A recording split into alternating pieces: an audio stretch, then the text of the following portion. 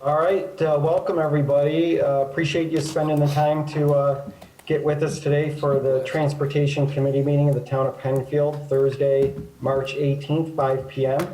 Why don't we go ahead and get going? And real quickly, Mark, if you can, I know I see committee members, Lori here, Mary, and Jason. Are there any others that are at Town Hall right now?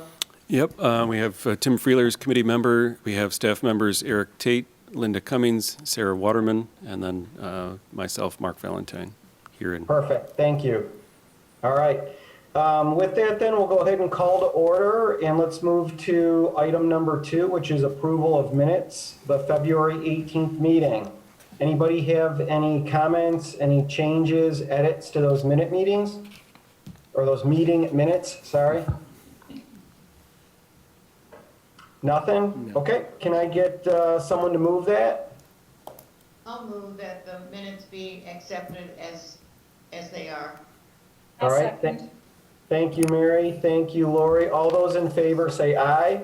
Aye. Aye. Aye. Anyone opposed? All right, minutes are approved. Thank you. We'll move on to item number 3, committee discussion. We'll start with number 1, the Dublin Road speeding concern. Mark, I'll turn it over to you. Sure. So Linda passed along. We've received an email. We've received several we've shared with the committee over a number of months with concerns about speeding on Dublin Road. We get emails like those. We share those with the supervisor who passes them along to Captain DeLyser in the Monroe County Sheriff's Office to go out and do some enforcement. As part of the request was to see discussion of the committee and meeting minutes specifically related to their request for speed humps on Dublin Road, as well as to bisect the road or to sever the road at some location and to make it no longer a through road. I've shared back with the resident that the committee has spoken in the past, but in going through the minutes, we've had the conversations. We've gone through that. We've talked about other mitigating measures.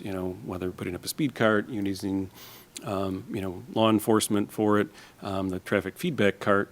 But I didn't see specifically in our minutes where we, as a committee, had discussed those specific items of talking about having speed humps or bisecting the road. So just wanted to open that up for the committee's discussion, get that on the record, just so we can, respond accordingly. So I don't know if the group has thoughts, comments. I know we've talked in the past. We've counted the road many times. Don't know if anybody else had any comments, thoughts, feedback on those 2 requests specifically. Mark, where does Dublin Road run again? Because I know we talked about one, and I'm just wondering if this is the same road that we had talked about, that they had asked about cutting it in half, putting us. Yeah, and maybe Liberty Street was one we talked about a little while ago. Was between Liberty and Highland. Dublin is the one that runs north-south, going from 441 up to Sweets Corners Road. So as you did, there is a business at the end. Oak and Apple's the one end. That's probably the piece you're referring to at the north end. Excuse me. I know we've talked about another one more recently than that.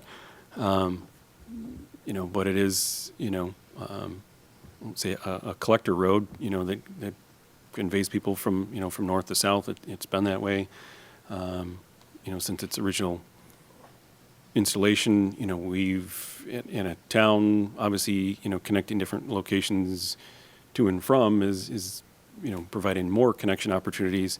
We're trying to lean away from cul-de-sacs and dead end streets, so you can, get people from different areas of town around and. So we typically lean away from doing cul-de-sacs. Obviously, the group we've talked many times about, speed humps in different locations.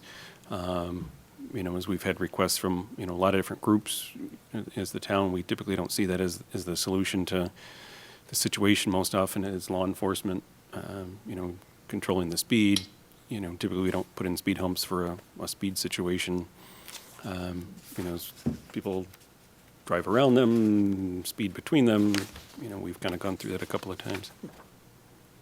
So have we sent the sheriffs out for this? Have they done traffic? We've passed along the request, and I say that's come from the supervisor's office, requests for it. I don't have the specific times of day when it happens, whether it happens during the day. You know, this particular gentleman has said he doesn't see the enforcement. You know, I think he works during the day like most of us, so whether he's there when the enforcement happens, you know, and it sounds like more he sees stuff on weekends, so we've tried to, you know, share that with the sheriff's office that it seems to be on weekends, and oftentimes it happens to be springtime, you know, as people are you know, feeling good about the weather and no snowy roads. You know, unfortunately, we see people, you know, speed more than they should and ought to be, but, you know, it kind of seems to be a springtime thing and a weekend thing. So we've shared that with the sheriff's office, so hopefully they can go out there and do enforcement. I know they had enforcement last year. The times that they were out there, I think they came back and said they were only one ticket for the number of times that they were out there. But I don't know the days, the times. I don't have that exact information. When was the last time we put the speed card out? The feedback card I think was out last summer. I don't think we counted it last year. We didn't count a lot of roads last year, just with the pandemic and COVID. Numbers were off, traffic was off. So we counted a few just as we had, you know, questions from neighbors that came up. Obviously, we can put the counters out this year, but last year kind of was an anomaly and numbers were way off. So we, you know, as people were home more, you know, that we didn't choose to put them out. We did put, After reading this gentleman's, I'm assuming it's a gentleman, the email from about this, about Dublin Road, I know from experience, and we've talked about this as a committee, that when you're walking or you're standing in your yard and somebody drives by, you think they're going faster than they really are. But maybe putting the speed card out might not be a bad idea to get a count, to get the speeds, to see if somebody really is flying down the road, like he says, at 75 miles an hour. And we can put the counters out there, and then, you know, part of this conversation, our next agenda item, I think, kind of leads into part of, you know, what may be this conversation, you know, is mounting a more permanent speed feedback device. It doesn't, you know, currently count or collect what the speed data is, but it does at least give the drivers feedback. It may give the residents feedback so they can, you know, see what those speeds are. So that's our next agenda item. We kind of floated that out at the last meeting, was talking about, you know, where we want to possibly put those, you know, 2 solar power units. So, you know, that could be one of the items of implementation, is to, you know, install it on Dublin Road, you know, in proximity to his location. So one, he can see the speeds as well as, you know, anybody that's traversing the road. Mark, was there a pretty serious accident there a couple of years ago? It was, and yeah, a number of years ago, there was, I think middle of the night, there was, you know, some teenagers that were driving, you know, fast on the road. I think they went off, hit a tree, and, you know, there was some injuries with that. That, you know, sheriff's office followed up to that. I think in that instance, if there were speed humps, that would have unfortunately launched them even, you know, Yeah. even further into somebody's yard or somewhere else. So obviously there's some inherent concern with, you know, randomly putting in, you know, speed humps or bumps, you know, on a connector road. You know, there's issues, concerns with that as well. So obviously we can put out, you know, the counters again and take a look at it and, you know, table this matter to, you know, come back to it. But did get specific, you know, requests to look at speed humps. I know we've counted them before. We've, you know, gone through our checklist, and we can, you know, bring that back up. You know, we haven't looked at, you know, bisecting the road, but being a, you know, a collector road between, you know, 2 main roads, you know, typically that's not something we look to bisect roads. And, you know, obviously that would lead into many other roads being bisected. Now we've got cul-de-sacs. We've got to talk about EMS services. You know, it has more ripple effects. Plowing for the DPW.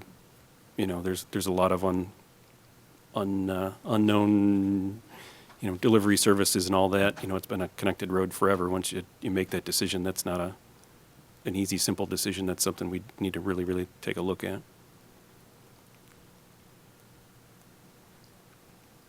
Yeah, Mark, I'm sorry, I had some internet issues. Hopefully it doesn't cut out on me, but, you know, I mean, speed humps does come up from time to time. And I'm not sure there's any town of the 19 towns in Monroe County that are actively putting up speed humps at this time under, just at this time in general. I mean, the problem is, you start putting one up on one road and then neighbors on another road want it on their road because traffic, in their mind is getting diverted to their road. You put speed humps there and it just shifts things around, and it becomes very difficult, once you start that precedent, to tell somebody, no, we're not going to put speed humps on your road, when they can sit there and point that you put speed humps up on 6, 8, 10 other roads in the neighborhood or in the town. And so what I think would happen is if we went down that road, you'd have almost every road in the town of Penfield with speed humps, and then we'd have people coming in saying, you need to take the speed humps down. It would just be the complete reverse. So, my conversations with some of the other towns, some of the supervisors and so forth, I'm not aware that any towns are actively putting speed humps up, because it doesn't really solve the problem. It just moves the problem around. So I'm not sure I support speed humps moving forward. I've been pretty consistent with that over the years. And I think that, with the speed cart and the counters, we can get a better idea of what the actual true speeds are. I think, I know the resident was talking about cars coming in and out of Helmsford Way that seem to be speeding, maybe, some type of correspondence to those residents. I'm identifying that, that the speeding vehicles tend to be coming and going from Helmsford. So maybe a little education, proactive can help with that. But if the resident's looking for us to make a decision on putting speed humps in, I'm not sure we're there yet. And I'm not, at least for me, I'm not going to speak on behalf of the entire board. But I'm certainly not really prepared to go down the road of starting to put speed humps on roads in Penfield, because it just won't stop. Once the precedent starts, then it's going to be very difficult to tell someone on another road, well, we're not going to do it for your road, but we did it for this other road. So just speaking my mind and just letting everybody know how I feel about it. Andy, you make a great point there, and I'm looking at the road now. It looks and feels very much like a rural road that you could go, 55 miles per hour down. It's marked, zoned as 30 miles per hour. So I can almost guarantee you, if I was driving down that road, I wouldn't be going 30 miles per hour. I'd probably be pushing it a little bit more than that. So I can see where a resident living along there is seeing probably quite a few vehicles that are going beyond the speed limit along there.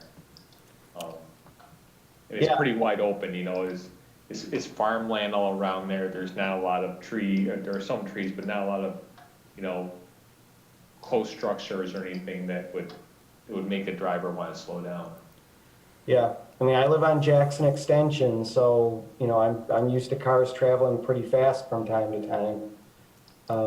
But anyways, I just wanted to make that comment out for the committee. Certainly open to further discussion, but I think Mark has kind of laid out some next steps.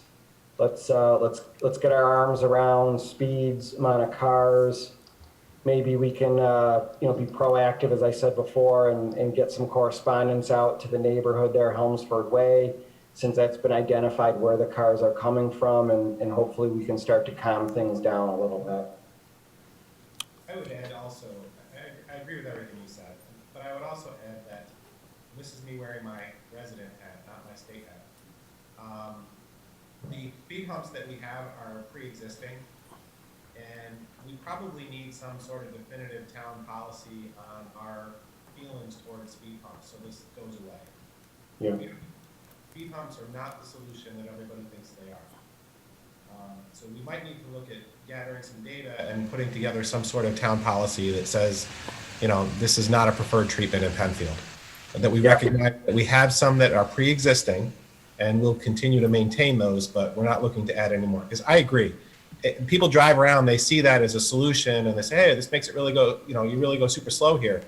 Dublin Road, I'm not sure, is a good candidate for speed humps for a variety of reasons.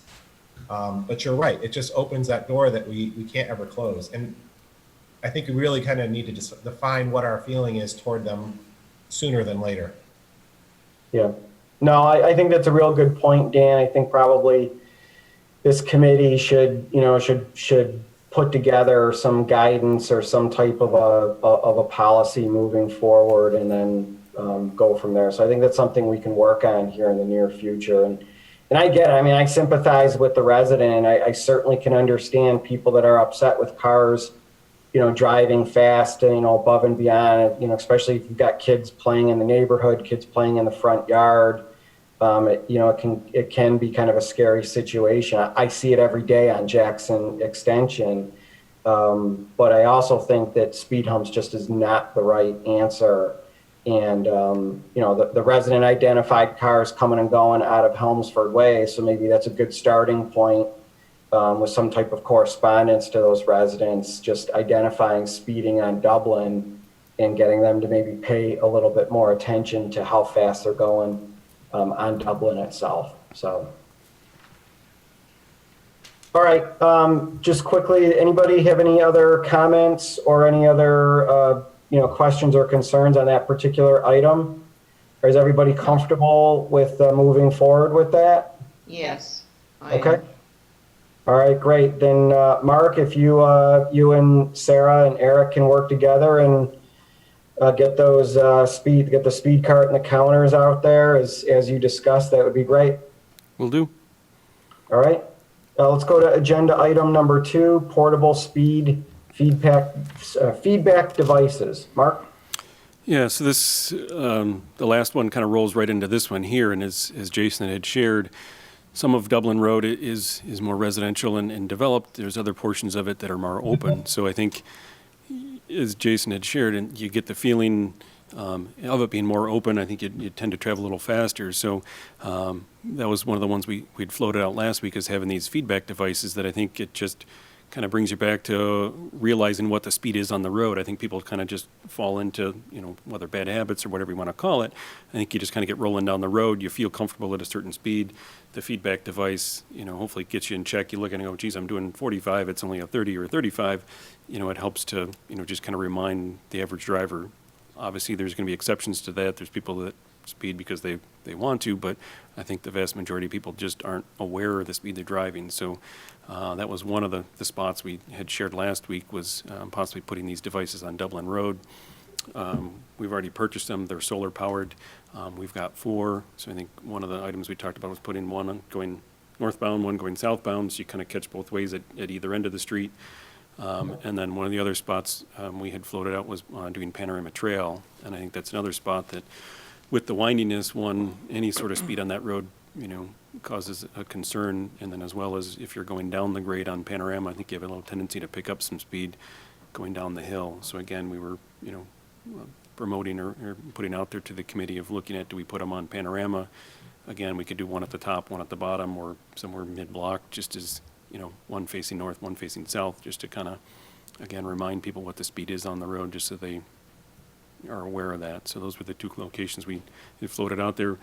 I don't know if Sarah got any other input from outside residents or Eric. I didn't hear from anybody else in the community to say, what about, this road or that road, after our last meeting. So, but those were the 2 we shared with this group, and didn't know if you guys had any other thoughts or input on that. Yeah, I could say the only other location that I know has been brought up and discussed in the past was Willow Pond Way. We were, a few years ago, we were able to borrow some of these traffic feedback devices from Monroe County, and did put them out. They were not solar powered; they were battery powered, and they only lasted for about a week before they had to be taken down and brought in to recharge. I know they were, put out, but at the same point when they, and we did them at a number of locations through that neighborhood, when they were taken down, I certainly didn't get a lot of phone calls begging for them to be put back up. Yeah, I haven't heard from that neighborhood, and hopefully that some of that situation has corrected itself, or people have learned to, drive more reasonable. But that was one we had, kind of pretty regularly we looked at, and we put in 3 three-way stop signs at that and Sanders Farm, so maybe that's solved some of the issue as well. And some of the sidewalks, Mark, too, that's helped. Yep, we installed sidewalks just this past fall on Sanders Farm. We've added sidewalks on Crown Oak. It's a little bit away from that, but we've done some sidewalk improvements. So again, maybe that's gotten people off the road and, hopefully made it a little bit safer. Well, I think that, we've got these devices, as Eric said, and I think that's great. And, certainly if between Eric, Mark, and Sarah, if you three know of certain locations that, some issues continually arise, then, I would offer to feel free to start there. But, certainly if the committee members hear of anything or know of anything, they can let Mark, Sarah, Eric know. But, as these issues arise from time to time, at least we've got the capabilities now of getting these solar powered, speed carts, whatever the technical name is, out there, whereas we didn't have that capability in past years. So I think that's a good thing for the residents. Yeah, and these would actually be mounted, whether on a pole themselves, utility pole, so they'd be, Permanent. say more of a permanent fixture. I mean, yes, they can be removed, but it'd be in a more of Right. a permanent, location, so. Yeah, yep. All right, so Mark, was that just kind of an informational item then? That was just put it out to the committee if the committee had other locations or if you agreed that Okay. those ones made sense. We kind of put it after the first discussion, and I think that one kind of rolled into this one. But if the committee agrees, we'll go with that. If the group had other thoughts or other locations, obviously we could investigate those as well. Okay. Any other thoughts from any of the committee members? I don't have any other locations, but I will say that, to me, it sounds as if this Dublin Road is posted at 30, it's too low. And Right. you can put these signs up and collect data, and all it will likely do is prove that the speed limit is posted too low, and it's not going to slow people down necessarily to 30. 30 is probably an inappropriate speed limit for that character and nature of the road. So has anyone ever had not a speed study, but a speed limit recommendation done based on the 85th percentile and all the other factors that go into that?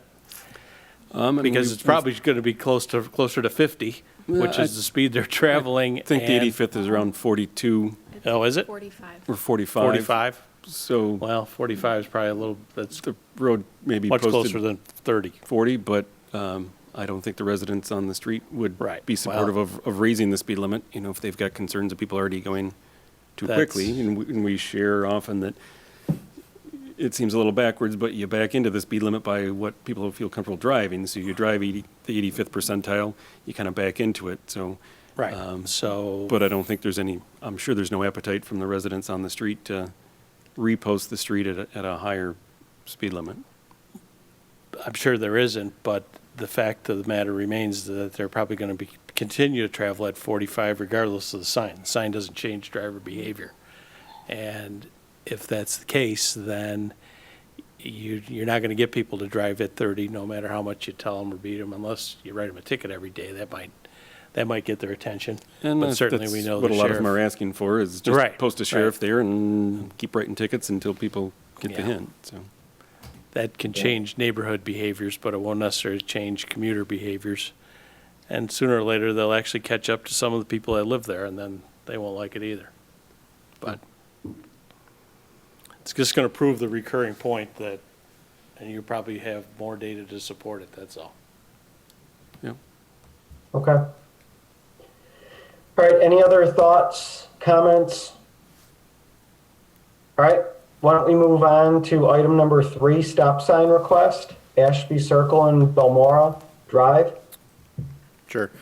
So I received a request from the property maintenance manager on behalf of the homeowners association in the Arbor Ridge subdivision, specifically asking and requesting that a stop sign be installed as you leave. Is that Google Maps? Yep, The street names might be wrong on there. they are. Yeah. So where Sarah's got the cursor right now, that is Ashby Circle, and then the the main drive, looping down to the south with the, larger cul-de-sac on the end is Balmoral Drive.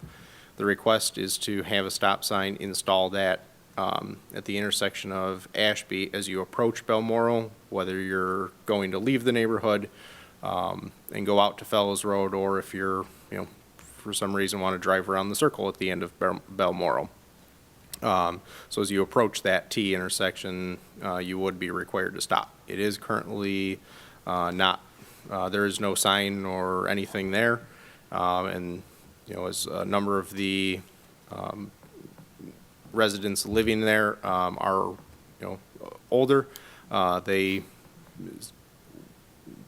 at their request, they've decided that they would like a little more guidance and signage as to what they should be doing if two vehicles approach that intersection at the same time. So Eric, are these dedicated roads? Yes.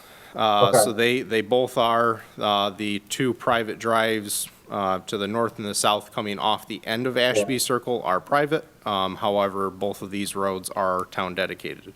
The original request, they were asking if the homeowners association could install a sign, and because they are town dedicated roads, I reminded them that unfortunately they can't just slap a sign up and start requiring everyone to obey that. That it would be something that the transportation committee would need to discuss and either come up with a recommendation to present to the town board for acceptance and approval to install that, or if this committee, felt it wasn't necessary or wasn't needed, or if there was an alternate that could, go and be done in its place. Eric, what data has been collected to look into this? I mean, right now we just have a request from the residents. Yes, that is all. No accident history here. There's nothing to really build upon, right? Not currently, correct.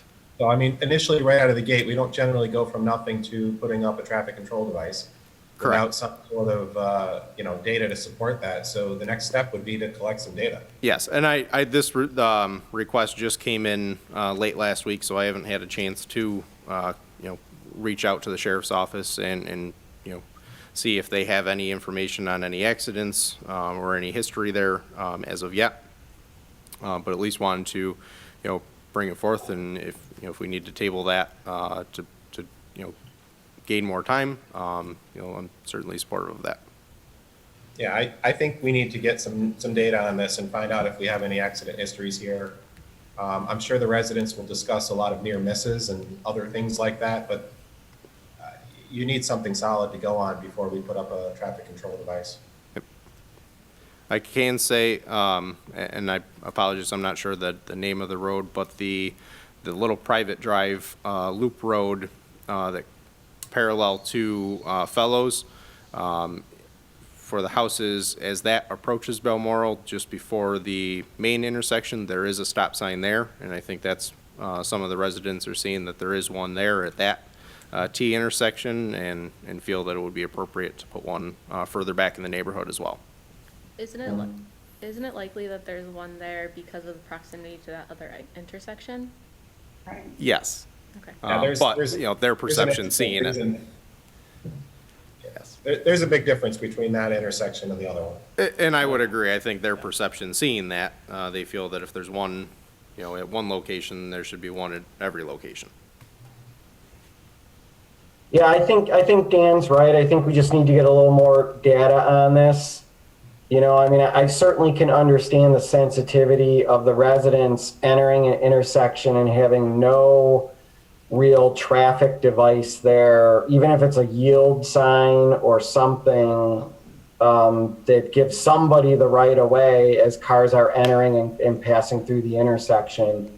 But certainly I think I support Dan's comments on let's see if we can get some additional data. Let's table this and then see if the data kind of leads us to a conclusion at our next meeting. Yeah, ultimately, I agree that a yield sign would likely be more appropriate, but I'll certainly see if I can get that information. Okay. All right, any other discussion on this item? How old is this development? 2015 maybe? So it's not 5 years. okay. that old. I know we've talked about, and Maybe It's a come little bit before older, 'cause this for- That was in before Ashland Rise, and Ashland Rise went in 2015. okay, so maybe But it's- slight. Yeah. Okay. I'd say Mark, within 10 years. If I say 6 years ago, it's 10 Yeah. years ago, because I'm always off by at least a factor of Yeah, this five. development, this has had staggered development, so it's expanded more. I think it even dates back to 2010, 2011. Yeah, you're right, because we had the first section, and then you Right. had the group homes there, and then the back section was a later piece. There was an add-on, was the phase 3 of it, so. Yeah, So no, I over remember time- they were, this sold out a lot faster than the developer thought it would, so. Yeah. As these patio homes keep growing more in popularity and stuff.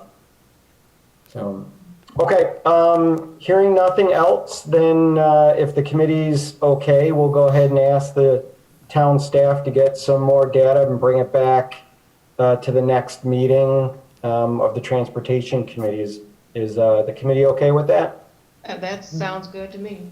And I'm also interested in knowing what some volume data, like, you know, what are the peak times for this development? This is predominantly a retirement community, is that correct or no? Yeah, I believe I- it was targeted yeah. as a 55 plus. I don't know Right. that it's exclusive, but that's what it was marketed as, so my understanding, it's more senior in there than anything else, but we can put some tube counters out, you know, as long as the snow's not flying, so this may be tabled a little bit longer than our April meeting, just, you know, depending on, you know, if we get some snow or not, but we can, you know, try to put the tube counters out and collect some data ahead of time. Yeah, my guess is the accident data is not going to show much, and the tube counters are going to show a lot of randomness to peak periods. But we'll see. I mean, that's the information we need to make a decision. Yeah. All right. Thank you. We'll move into item number 4, children at play sign on Windsor, in the Windsor Ridge neighborhood. So we'd received a request, somebody came into the town hall several weeks ago now. I think she was there with her grandchildren, was concerned about, you know, people coming too fast into the neighborhood, coming off of 5 Mile Line and, you know, their kids out playing and everything else. So I did share, you know, with her that, you know, typically we look, or the committee looks at putting children at play signs when there's maybe not an obvious transition from a mainline road to a, you know, residential neighborhood. I said this, you know, typically is, you know, it's more apparent you're going into a residential area. But I know Sarah pulled up, she did some research ahead with Google Maps and looked at what we had going into other streets, and I can let her give a little update on that. Sure, so we have a map showing, I know that's at least available to Zoom. Across the street is Terrace Hill Drive. That does not have a children at play sign. If you go north from there, there's Pennicott Circle. That does have a children at play sign. And then if you go across the street from there to Tall Tree, which is north of Windsor Ridge, that also does not have a child at play sign. So generally when we're looking at adding signs like this in these types of areas, we'll check neighboring subdivisions and try to keep something consistent. Right now, that may be a little harder because 1 out of 3 does. But that's kind of the information we currently have. Yeah, this obviously is a new subdivision that was built a few years ago. This area has tons of kids. Yep. And tons of traffic. It is loaded with kids. Now, you would think that most drivers would respect that because, you know, obviously they probably live in that neighborhood if they're going in there. And would drive excessively slow just to be respectful to their neighbors, but I guess we can't control people's behaviors. So, Has the town ever removed a children at play sign? I don't know if we've done that either. Just once you put them up, you know, obviously, you know, I'm sure people are sensitive to having it there. You know, so while the other one may not be pertinent to have it there, you know, for consistency, again, going in and removing a children at play sign, I'm sure would not be popular with the neighbors that are there. Right, I'm wondering if for me, it's something you become desensitized to. Right. If you see them all over the place, there's certain signs that pop out, like a deaf child area sign, to me pops out because it's so different that you just notice it. But a children at play sign, I feel like, it's almost in every community. Yeah, and these are typically the vertical ones that just mount to the bottom of a stop sign or a speed sign, so it's not a separate entity. It's just Okay. a little mounted strip that I think Sarah's, pulling one up that, So you can't actually read the child at play in And this view, but that's a it's little- underneath a no outlet sign. and that's kind of different than what we've done recently. Most recently, it's kind of a vertical strip that you just kind of stick on the bottom. Those No. will say Like slow the, down. like the 25 oh, mile slow per down, hour excuse me. sign over there. Yeah. No. So there's Sorry, like a the- slow down. Yeah, sorry, the slow down ones, Yeah. I'm referring to the Yeah. wrong thing. I mean, I would say, that children at play, that of those 4 subdivisions, that's the oldest, right? Yep. Was probably Probably put the up. smallest, Yep. lots and front yards. And I will say, these newer subdivisions certainly have attracted, and Andy, as you said, they're loaded with kids. When I moved into my subdivision, which is further north, we had the same thing, right? Not a children at play sign, but kids all over. Now they're all in college and gone and whatever, and they're all across the street behind New Covenant and that, whatever, King something over there. I walk over there and it's, there's, I'm not kidding you, 25, 30 kids that are all running around, riding little bikes and different stuff, like ours was 20 years ago, right?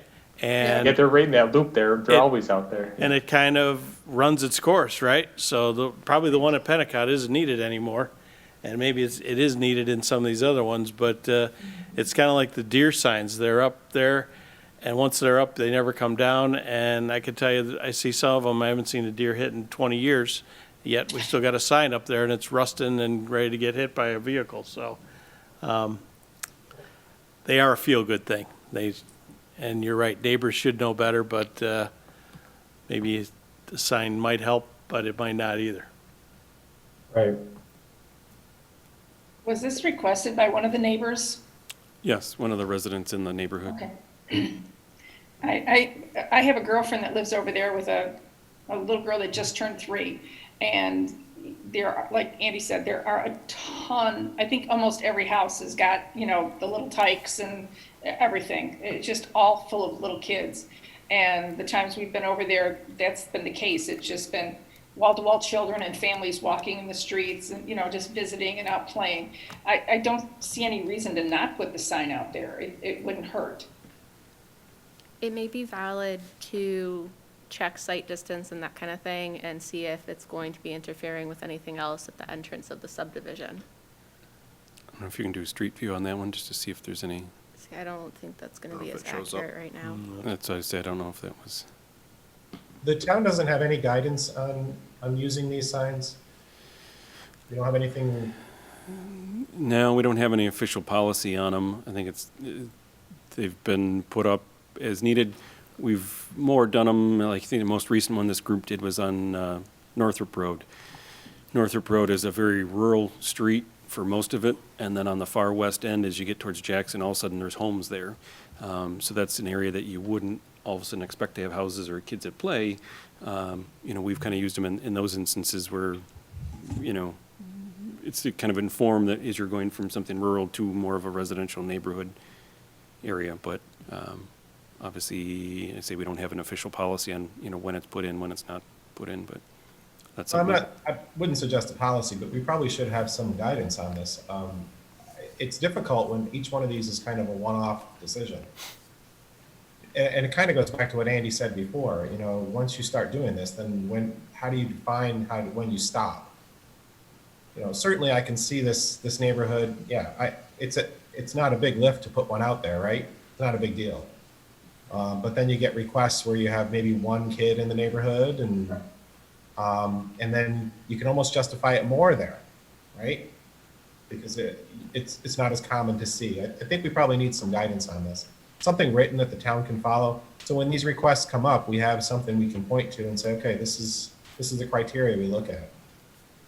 And I think, kind of like Mark said previously, the unwritten rule was if it's going from a mainline road to somewhere that's suddenly residential. Yeah, And that's why we were hesitant and brought this to the committee, because you're turning into a subdivision. You're expecting it to be residential. You're not Right. turning onto North Road. And that's probably a critical part of some guidance on this, and I think it's appropriate. Okay. I mean, we can, I don't know what the group's thoughts are. I think we might have lost Andy on the feed. But we could table it for, this meeting and put as a table item to the next meeting and then come back with some thoughts and comments, guidelines if the group. My only thought is, are we talking about just the ones that say children at play or others? Because I know in the past, when a resident has asked for a sign such as deaf child, I think we asked that resident to let us know if they moved out of the area. Of course, they probably didn't let us know, but a sign that's outside of, say, more familiar signs, we would need to ask them to let us know when that changes. Yep. Yeah, and I know we've done that specifically with deaf child, as you said, Mary, if when the child moves or Blind. graduates or blind. Right. I can't say that I've ever seen one come back and say that No. they've left or it's changed. No. And maybe they have moved or haven't. We don't track that. But the child at play ones kind of, as Tim had shared, once they go up, they kind of just stay up, forever. We don't. Once the neighborhood matures and the kids grow and leave in Tim's neighborhood, typically we don't go back and take them down. So they kind of just stay in perpetuity. I can say I have had one resident notify me that they were moving, or had just moved, and that their deaf child was no longer living on that street, and we were able to take that sign down. Nice. But I imagine there's a number of others that, in the hectic, or the craziness of moving, have It's not the top of their mind. yeah, have not even considered that. Where exactly do they want to put this sign? I think they were just asking for Right it at the entrance coming in. So that's where Sarah is showing is just as you pull into the neighborhood, we've got a speed limit sign there.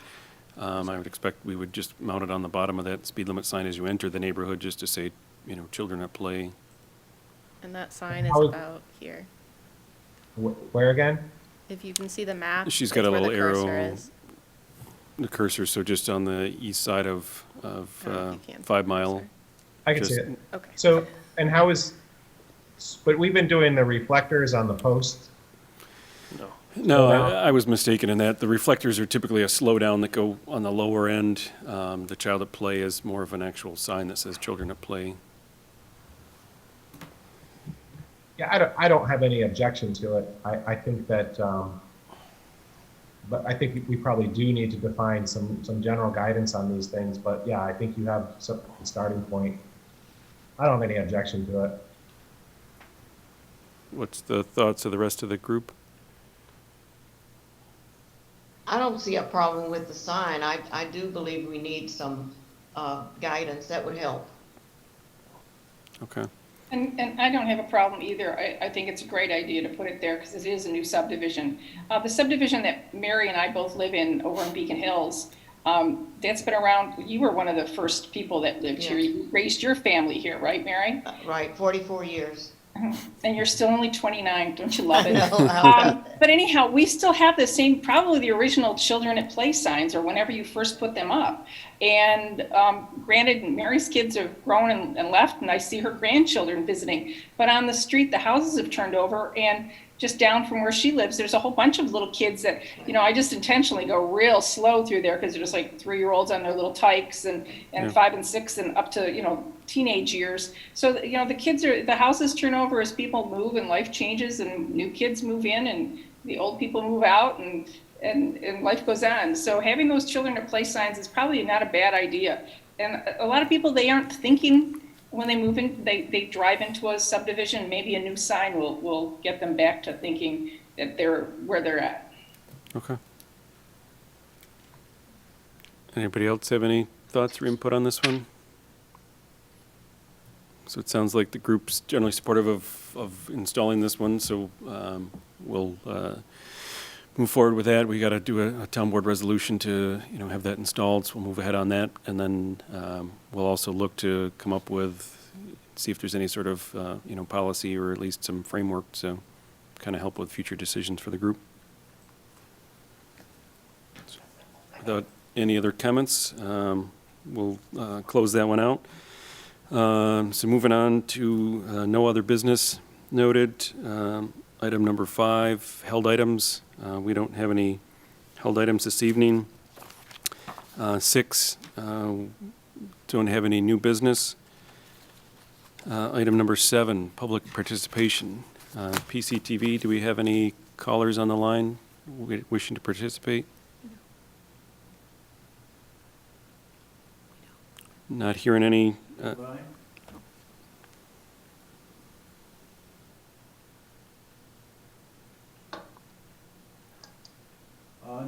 No comments or calls.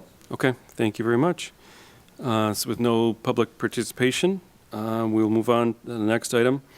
So our next meeting is scheduled for April 15th. Again, we'll continue with the 5 o'clock, 5 to 6 for our meetings.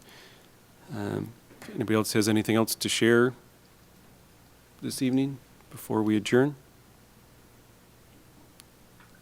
Okay. Mark, just so an update, last meeting we discussed the feedback cameras by the one member of the town that was looking to install the cameras that would give a heads up notice or a look up. I was just wondering, if you had any status update on where they are with that. I haven't heard from him, so I assume he's working on, they were still developing their product, so I think, he at least got the initial feedback and then was going to circle back with Eric and his team. Eric's waving his head that he hasn't heard, so I'm assuming they're working on it. I know they were still in production and trying to, get some of that stuff put together, so I assume they're pulling it together, and then hopefully we can, as soon as we hear if Eric has a spot or a spot they agree on, be happy to share that with the committee so you guys can, drive by and take a look.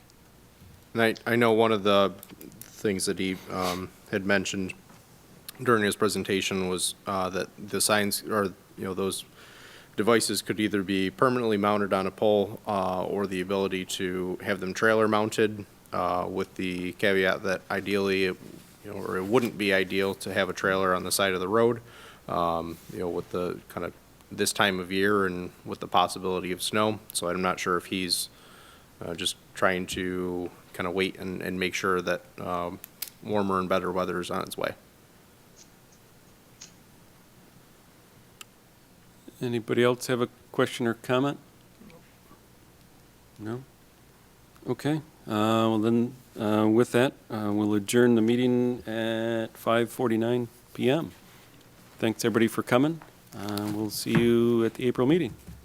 All right, Great, thank you. Good night, everybody. Have a good night. Good night. good night.